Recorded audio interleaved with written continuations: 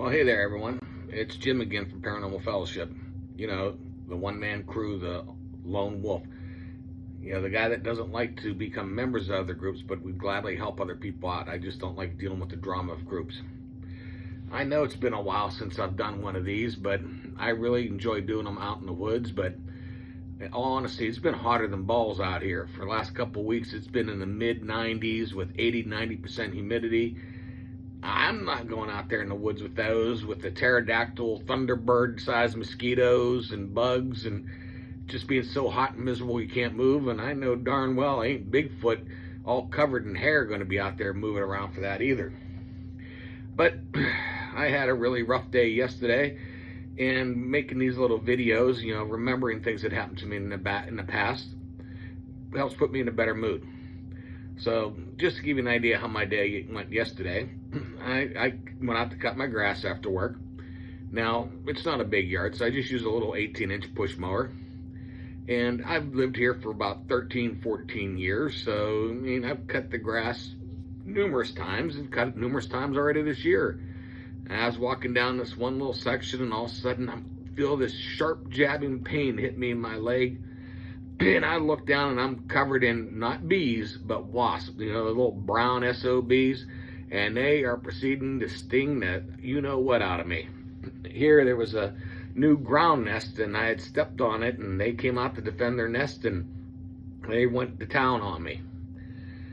So I still finished cutting the grass afterwards. I got away from the wasps. They calmed down, and I finished cutting the grass, and I'm like, you know what? The passenger side fog light bulb in my car burned out. Since I'm out here, I'm already hot and sweaty and dirty. I might as well just go ahead and lay on the ground and go ahead and change it. Well, my car, like many cars nowadays, has a skid plate underneath the front end. So you can't reach the fog light bulbs from the top. So you have to take the skid plate off down at the bottom. You know, undo the screws, then you pull the skid plate out, and then you can reach up and you can change the bulbs. Well, that's what I did. I undid the screws, and I pulled the skid plate out, and a dead bird fell right on my face. Don't ask me how it got in there, because I'm looking, and there is literally no way for it to come in from the front. Like if I hit it while I was driving, there's no way in. The only thing I could see, there was about a $50 size hole on the bottom of the skid plate. Maybe it crawled up in there somehow. I don't know when it would have, unless it did it while I was parked at work or parked at a store somewhere. So yeah, I had an interesting day yesterday. Yeah, enough with my bad luck stuff. So now I'm going to tell you about a Sasquatch hunting experience that went terribly wrong. So this was a few years ago, and myself and 4 friends decided that we are going to go out to this one area where there's been reported sightings of Bigfoot and Dogman and that type of stuff.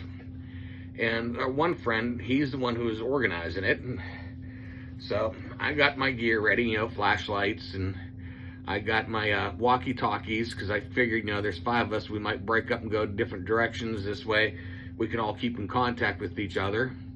You know, cell phone for the camera, that kind of thing. And I brought my little 380 semi-automatic with me in my pocket. I mean, just it's just a little thing.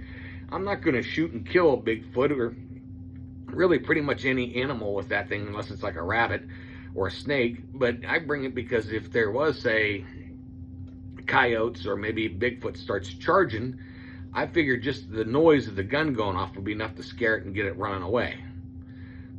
That's the only reason I took a gun with me that day. And yes, I do have a concealed carry permit, so and I'm in the woods. So like I said, this gun's so small, it fit in my front pocket. So didn't break any laws there. So we all meet at this entranceway to go hiking into the woods, and we all start hiking in. We're all staying together. Now it's pretty muddy. I mean, it had been raining, and we're running into mud holes that are good 10, 15 feet long and 8 to 10 feet wide, and you know, we're trying to go around the edges of them, trying not to get too muddy. You know, yeah, we got waterproof boots on, but still, I mean, they only cover so high, and who knows what's at the bottom of some of these mud holes. You might go up over top of your waterproofing and really be out of luck. Nothing like trying to hike with wet socks and wet feet. So as we're going, and I still have the walkie-talkies in my backpack, and I still have my one on my belt loop, and I start hearing the one I have on the belt loop, it starts going off, and I'm hearing Red Rover, they're coming over. I'm like, what is that? What?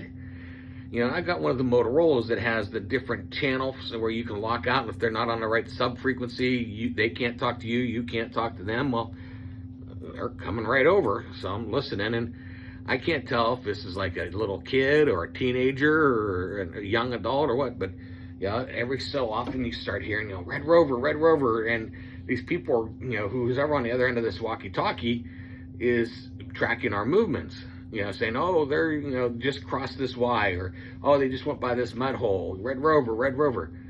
So this goes on for a while, and finally I just said, okay, I'm assuming that they're kids, I'm going to have fun. So they say that, and I get on the walkie-talkie and say, hey, Red Rover, yes, we are. We're on our way over to come see you. Get ready. Well, that must have been the wrong thing to say, because they stopped. No more walkie-talkie communication. Nothing. So, again, we're out there looking for Bigfoot, so we're, stopping occasionally, and we're making some whoop sounds and doing some tree knocks, and myself and one of the other guys, who happens to be a Native American, we're looking around and we're seeing these lights like this in the woods, going all over the place. I'm like, what the hell? So we're watching it as we're walking further into the woods, and we're noticing there's more lights now. There's not just one, there's multiple lights.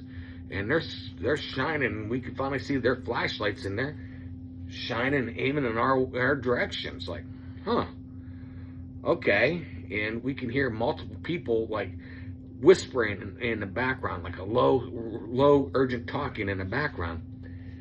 And we're starting to smell ammonia. I'm like, what is going on?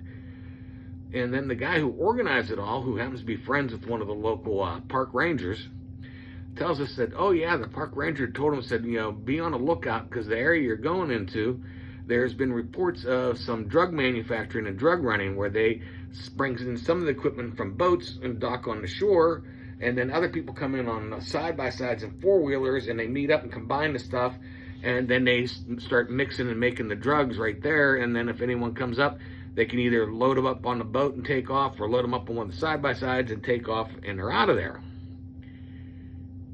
And so myself and the Native American guy, we look at each other going, oh shit. I said, no.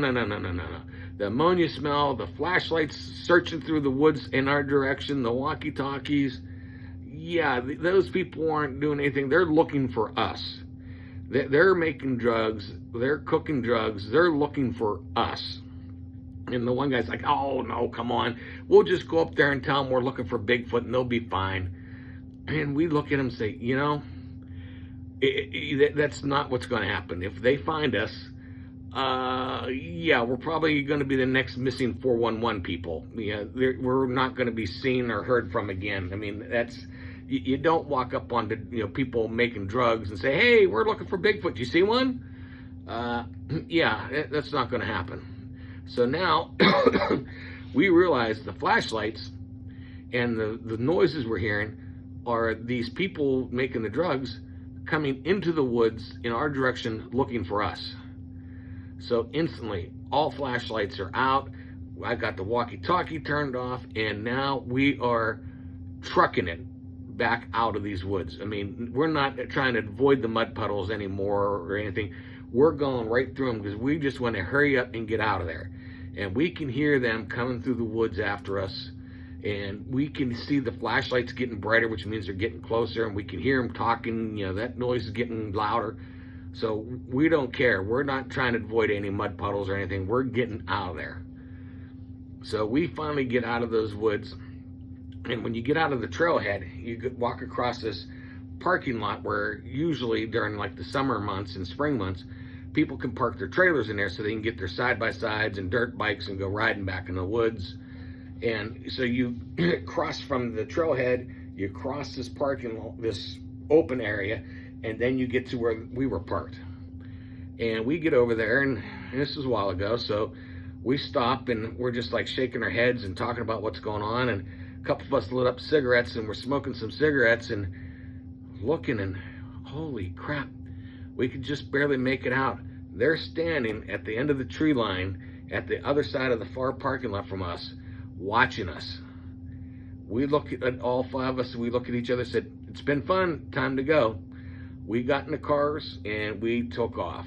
So just remember, just because you're out there, you're looking for Bigfoot, you're looking for a ghost, you're looking for a UFO, Loch Ness, whatever, remember the most terrifying and dangerous thing in the woods is not that critter you're looking for, it's humans.